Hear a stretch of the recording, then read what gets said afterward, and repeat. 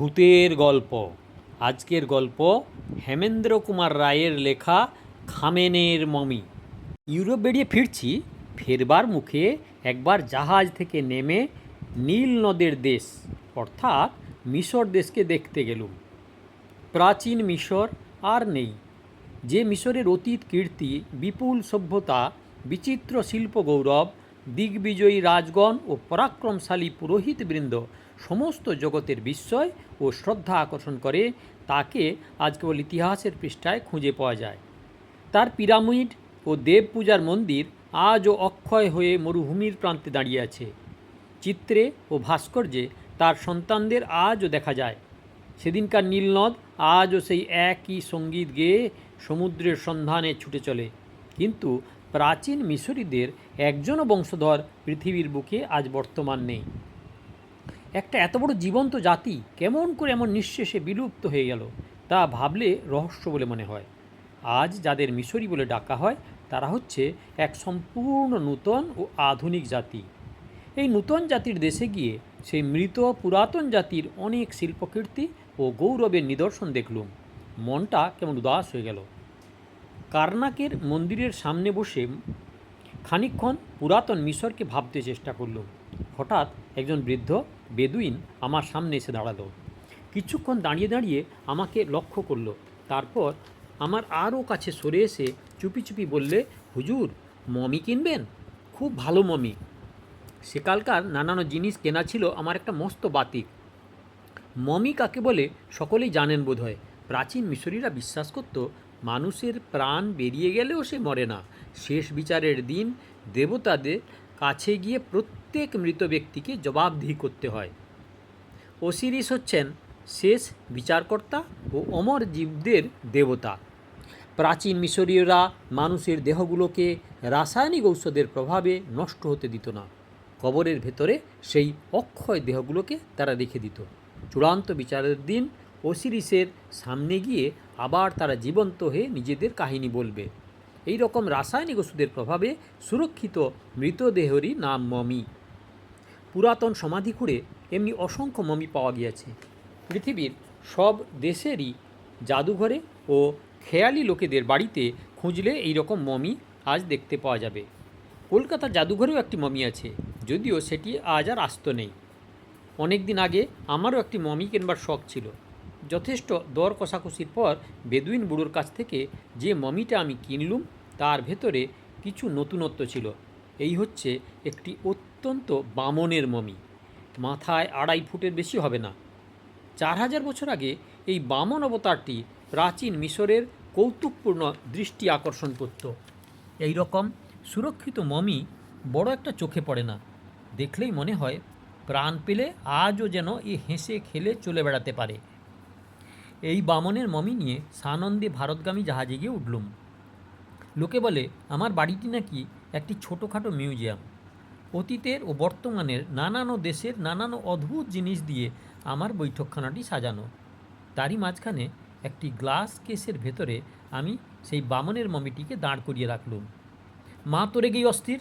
অত্যন্ত ভয় পেয়ে তিনি বলতে লাগলেন, ছি ছি, গোরস্তের বাড়িতে কোনো দেশের কোনো জাতের একটা শুকনো পচা মোড়া এনে রাখা, সংসারের অকল্যাণ হবে রে।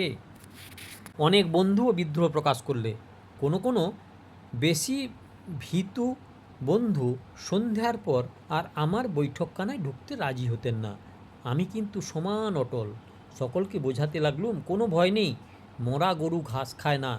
4000 বছর আগে যে মরেছে, এই 20 শতাব্দীতে আর সে কারুকে ভয় দেখাতে পারবে না। কিন্তু মাসখানেক পর থেকে একটা নতুন ব্যাপার লক্ষ্য করতে লাগলুম। যখন মমিটি কিনেছিলুম, তখন এই বামন মূর্তির 2 চোখ ছিল বন্ধ, কিন্তু আজকাল দেখছি এর চোখ দুটো ধীরে ধীরে খুলে আসছে। মাস 2 পরে সেই বামন সম্পূর্ণরূপে চোখ মেলে তাকালে, যদিও সেই চোখে পলক পড়ে না এবং তাতে জীবনের কোনো লক্ষণ নেই। তবু এমন অস্বাভাবিক ব্যাপার দেখে আমারও মনটা কেমন খুঁতখুত করতে লাগলো।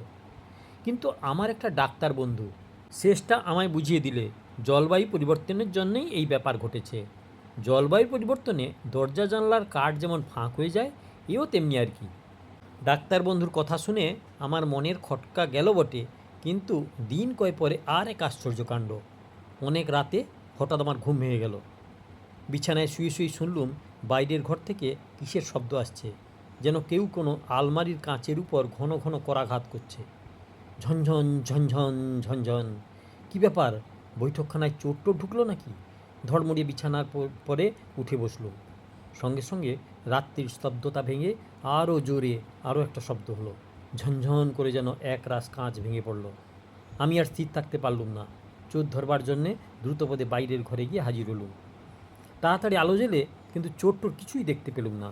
কেবল গ্লাস কেসটা ভাঙা এবং বামনের মমিটা ঘরের মেঝের উপরে উপুড় হয়ে পড়ে রয়েছে। অবাক হয়ে গেলুম বটে, কিন্তু মনকে এই বলে প্রবোধ দিলুম যে হয়তো কোনো গতিতে মমিটা টলে কাঁচের উপর এসে পড়াতে গ্লাস কেসটা ভেঙে এই ব্যাপার ঘটেছে। পরদিন গ্লাস কেসটা মেরামত করিয়ে মমিটাকে তার ভেতর আবার রেখে দিলুম। কারুকে ব্যাপারটা জানানোর দরকার বলে মনে করলুম না। যদি বলি হাজার হাজার বছরের পুরনো মমি আমার গ্লাস কেস ভেঙে পালাবার চেষ্টা করছে, তাহলে লোকে আমাকে পাগলের ওষুধ খেতে বলবে। সত্য সত্যই তা অসম্ভব। শরীরটা যেমনি ভালো ছিল না, সন্ধ্যার সময় রাত্রির আহার আদির সেরে নিয়ে বৈঠকখানার সোফায় বসে বিশ্রাম করছিলুম। হঠাৎ দারোয়ান এসে জানালেন একজন বিদেশি লোক আমার সঙ্গে দেখা করতে চাইছে। আগন্তুকের একখানা কার্ড সে আমায় দিলে। তাকে লেখা রয়েছে এমিন পাশা, কায়রো। বিস্মিত হলুম। ইজিপ্টের রাজধানী কায়রো, সেখানকার কারুকে আমি চিনি না। কে এই এমিন পাশা? আমার কাছে তার কি দরকার? যাই হোক, দারোয়ানকে বললুম তাকে ভেতরে পাঠিয়ে দিতে। মিনিট খানেক পরে যে মূর্তি ঘরের দরজার কাছে এসে দাঁড়ালো, তাকে দেখার কল্পনা আমি করিনি। মাথায় যে প্রায় 6.5 ফুট উঁচু, তার উপরে একটা ফেজ টুকি থাকার দরুন তাকে আরও বেশি লম্বা দেখাচ্ছিল। চওড়ায় তার দেহ রীতিমতো শীর্ণ। একটা কমফোর্টার দিয়ে প্রায় তার সারা মুখ ও গলা ঢাকা। তার ভেতর থেকে দেখা যাচ্ছে কেবল চশমা পরা দুটো তীক্ষ্ণ চোখ এবং নাক ও গালের সমান অংশমাত্র। পরের হাঁটু পর্যন্ত ঝোলানো একটি কোট ও ইজের। আগন্তুককে দেখেই মনের ভিতর কেমন একটা অজানা অদ্ভুত ভাব জেগে উঠল। অত্যন্ত ভরাট গলায় আগন্তুক ইংরাজিতে জিজ্ঞাসা করলেন, আপনি কি মিস্টার সেন? আগন্তুকের চোখের দৃষ্টি এত প্রখর যে সেদিকে তাকানো যায় না। চোখ নামিয়ে আমি বললুম, বসতে আজ্ঞা হোক মিস্টার এমিস পাশা। আপনার জন্যে আমি কি করতে পারি? এমিন পাশা আমার সামনের একখানা চেয়ারে বসে পড়লেন। তারপর ধীরে ধীরে বললেন, মিস্টার সেন, সুদূর কায়রো থেকে আপনার সঙ্গে আমি দেখা করতে এসেছি। আমি সবিস্ময়ে বললুম, আমার এতটা সম্মানের কারণ কি? অমিন পাশা সামনের টেবিলের উপর ঝুঁকে পড়ে বললেন, মিস্টার সেন, খামেনের মমি আপনার কাছে আছে। খামেন? খামেন কি? খামেন ছিল 4000 বছর আগের মিশরের এক মামন পুরোহিত। মাস কয় আগে খামেনের সমাধি থেকে তার মমিটা একজন বেদুইন চুরি করেছে। ওসিরিসের অভিশাপে সেই হতভাগ্য বেদুইন আজ আর বেঁচে নেই। কিন্তু খবর পেলুম খামেনের মমিটা আপনার কাছেই আছে। আমি বললুম, কিন্তু সেই মমিটা আমি টাকা দিয়ে কিনেছি। অমিন পাশা পকেট থেকে একতাড়া নোট বের করে বললেন, কত টাকা পেলে আপনি খামেনের মমি আমায় ফিরিয়ে দিতে পারবেন? আমি একটু বিরক্ত হয়ে বললুম, মমিটা বেচবো বলে আমি কিনিনি, টাকার লোভ আমাকে দেখাবেন না। অমিন পাশা তার দুই কনুই টেবিলের উপর স্থাপন করে হাত দুখানা কপালের উপর এমনভাবে রাখলেন যে তার চোখ দুটো আমার চোখের আড়াল হয়ে গেল। সেই অবস্থায় তিনি বললেন, মিস্টার সেন, খামেনের মমির উপরে আপনার কোনোই দাবি নেই। আমি হেসে বললুম, টাকা দিয়ে কিনেও ওর উপরে যদি আমার দাবি না থাকে, তবে দাবি কার আছে? অত্যন্ত গম্ভীর স্বরে এমিন পাশা বললেন, মিস্টার সেন, ওই মমির উপরে কোনো মানুষের দাবি নেই। মমি টাকা দিয়ে কেনবার জিনিস নয়। ওসিরিস তাকে গ্রহণ করেছেন। আমি হেসে উঠলুম, ওসিরিস? সে তো সেকেলে রূপকথার দেবতা। এমিন পাশার সারা দেহের উপর দিয়ে যেন একটা কম্পনের বিদ্যুৎ খেলে গেল। হঠাৎ চেয়ারের উপর সিধে হয়ে বসে কঠিন কর্কশ্বরে তিনি বললেন, না, ওসিরিস রূপকথার দেবতা নন। আজকের এই 2 দিনের সভ্যতা আধুনিক মানুষকে অন্ধ আর ভ্রান্ত করে তুলেছে, তাই তারা এমন কথা বলতে সাহস করে। ওসিরিস হচ্ছে সর্বশক্তিমান, অমর জীবনদাতা। প্রাণ গেলেও মানুষের আত্মা বর্তমানে থাকে। প্রত্যেক মানুষের আত্মা তার দেহ ওসিরিস গ্রহণ করে। শেষ বিচারের দিন পর্যন্ত সেই দেহ তাহারই তত্ত্বাবধানে থাকে। ভূত, ভবিষ্যৎ, বর্তমানে তিনি ছাড়া আর কারোরই মানুষের মৃতদেহর পরে কোনো অধিকার নেই। আমি অবহেলা ভরে বললুম, বেশ, তাহলে ওসিরিস নিজে এসে যেদিন দাবি করবেন সেই দিন আমি খামেনের মমি তাকে ফিরিয়ে দেব। অমিন পাশা আচম্বিতে চেয়ার ছেড়ে দাঁড়িয়ে উঠে চিৎকার করে বললেন, নির্বোধ মানুষ, তাই নাকি? বলেই তিনি এক টানে তার মুখের কমফোর্টার ও মাথার টুপিটা খুলে ফেললেন এবং চশমাখানা টেনে একদিকে ছুঁড়ে ফেলে দিলেন। তারপর আমার স্তম্ভিত দৃষ্টি এক অস্বাভাবিক অসম্ভব দৃশ্য দেখলে। এমিন পাশার কাঁধের উপর যে মুখখানা জেগে রয়েছে তা কোনো জ্যান্ত মানুষের মুখের মতন নন। সে হচ্ছে হাজার হাজার বছরের পুরানো অত্যন্ত বিশুদ্ধ এক নরদেহ, অর্থাৎ ভীষণ মমির মুখ। মাথার উপর থেকে বিশীর্ণ মুখের দুপাশে তৈলহীন পিঙ্গল কেশপাশ লটপট করে দুলছে এবং চিবুক থেকে তেমনি রুক্ষ শ্বশ্রুগুল্ফ বুকের উপরে ঝুলে পড়েছে। এ মুখ আমি ইজিপ্টের জাদুঘরে দেখেছি। এ হচ্ছে ওসিরিসের প্রস্তর মূর্তির মুখ। মাথা ঘুরতে লাগলো, সারা দেহ অবশ হয়ে গেল।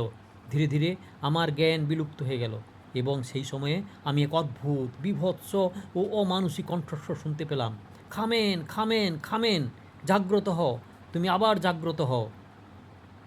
যখন আমার জ্ঞান হলো, দেখলুম আমি সোফার উপর শুয়ে রয়েছি এবং আমার মাথার কাছে বসে মা আমার মুখে চোখে জলের ঝাপটা দিচ্ছেন। সব কথা আমার মনে পড়ে গেল। তাড়াতাড়ি উঠে বসলুম।